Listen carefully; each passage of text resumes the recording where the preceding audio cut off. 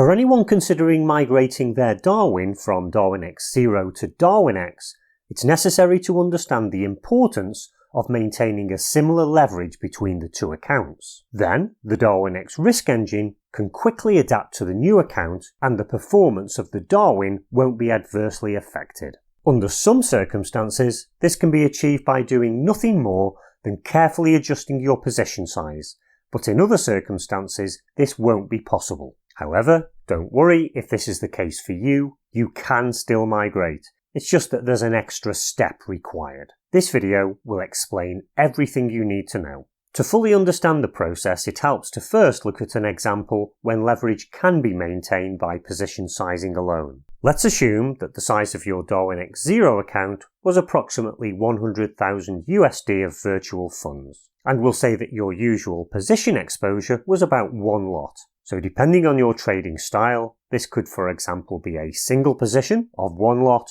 or 5 positions of 0.2 lots each, or of course any other combination determined by how many positions you tend to have open at the same time. If when you migrate to your Darwinex account you decide to fund this with 10,000 US dollars, your new account size will be 1/10 of that previously used, or in other words a factor of 0.1. So to maintain the same leverage, you'd simply need to reduce your average position exposure in the new account by a similar factor, meaning in this case 0.1 lots.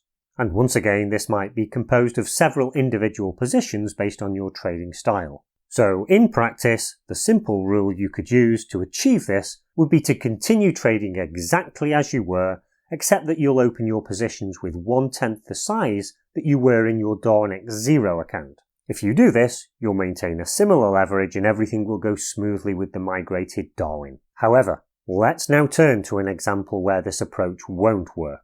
Here, you'll notice that the usual position exposure in the Darwinex Zero account was less, at 0.1 lots instead of a full lot. This means the effective leverage used on the account would also have been less.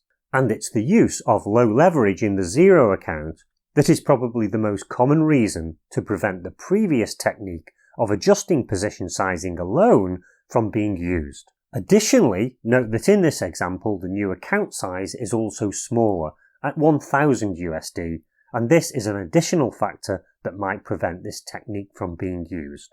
Let me explain. Let's follow the same process we did previously and calculate the difference in size of the two accounts. Here, the Darwinex Zero account is 1/100th the size, meaning a factor of 0.01. If we now apply this to the usual position exposure, it results in 0.001 lots to maintain the same leverage. And this of course is the problem, because on most assets the minimum lot size possible is 0.01. So you wouldn't be able to open even one single position and still maintain a similar leverage. If you did open a position of 0.01 lots, this means you'd be using an effective leverage 10 times larger than that used previously. And this is too much of a sudden increase, meaning the Darwinex Risk Engine would need to take action to protect the associated Darwin. So in this example, it's simply not possible to maintain similar leverage by adjusting the position sizing strategy alone. But as stated previously, please don't worry, we have a solution in place to enable you to proceed with the migration of your Darwin. As part of the migration process, we'll look at your previous use of leverage and your new account size. And when we don't think it will be possible to maintain leverage by simply adjusting your position size, you'll see the following notification. Here, we'll ask you for information regarding the effective leverage you're planning to use in your new account relative to what you used previously.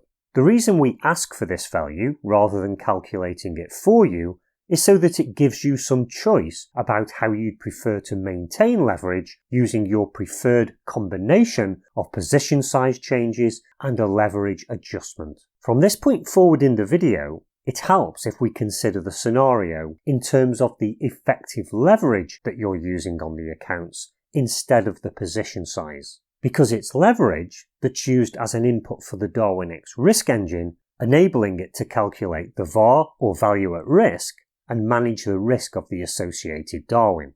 As we go through the examples, we'll use an approximation for the leverage calculation where we're going to assume that if you have an overall exposure of one FX contract in a 100,000 account, then your effective leverage will be approximately 1-to-1 or 1.0. Notice that we've intentionally omitted any currency information in relation to both the contract size and the account size. This is because the analysis required to calculate your leverage only needs to be an approximation. The Darwinex Risk Engine has a high tolerance, so it will very quickly adapt to any differences in leverage due to currency conversions. It's not something you need to worry about, and so it's best to keep the calculations really simple. Coming back to the previous example, we'll now add columns for the leverage, and you can see that in the Darwinex Zero account, an effective leverage of 0.1 was being used. We'll first consider an example for a trader who typically only has one position open at a time. When this is the case, in their Darwinex account, the trader will be able to reduce their position size to the minimum allowed 0.01 lots. And with this position size, in an account of 1,000, this equates to an effective leverage of 1-to-1 or 1.0. So you can now see that the trader will be using 10 times the leverage that they were previously. And so 10 is the value entered into the notification window here. Don't worry too much about making a mistake. Darwinex will check to ensure the value you've provided makes sense based on your previous leverage and your new account size. If we suspect there might be an issue, we'll get in touch to talk it through with you before we migrate your account. It will aid understanding of how Darwinex uses this number by illustrating what's going on behind the scenes. Here, in orange, we have a representation of the leverage that was used in the Darwinex Zero account. Obviously, there will have been some fluctuations in this as the trader opened and closed their positions. The Darwinex Risk Engine continually monitors as every trade opens and closes, and calculates the VAR, or the value at risk, that the account is operating at. But as we saw in the previous example, in the new Darwinex account, the trader will be using 10 times this amount of leverage. If this was allowed to happen without any adjustments, then the risk engine would consider this was too big a change in risk and take actions such as closing positions belonging to the associated Darwin. So this is where the value of 10 that was provided comes into play. The historical track record from the Darwinex Zero account is adjusted so that the leverage matches what will be used in the new account.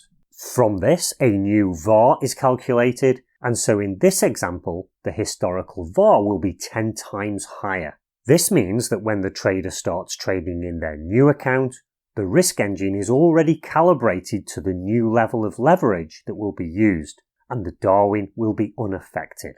So returning to the example, we'll now consider a case where the trader wishes to maintain several positions simultaneously. Here, it's not possible to simply reduce the overall position exposure to 0.01 lots like we did before, because that would only allow one position to be opened. Instead, the trader might decide to keep their average exposure at 0.1 lots, so that they can still hold multiple positions simultaneously.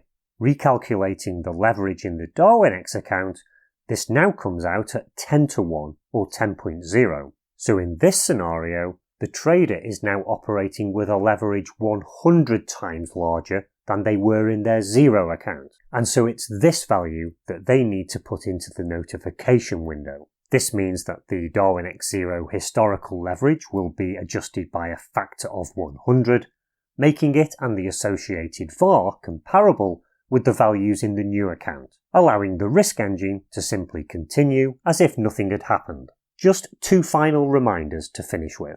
It's sufficient to calculate an approximation of the relative leverage change. This is because the Darwinex Risk Engine has a high level of tolerance built in, so even if you were out by a factor of say 2 to 3 times, the risk engine will quickly recover without any issue. Secondly, Darwinex will sanity check the relative leverage value that you enter. If we suspect that you've misunderstood or maybe made a mistake, we'll get in touch with you and talk things through before migrating your account. If you have any further questions not answered in these videos or any other concerns about the migration process, you can contact our friendly professional customer service team at info@darwinexzero.com.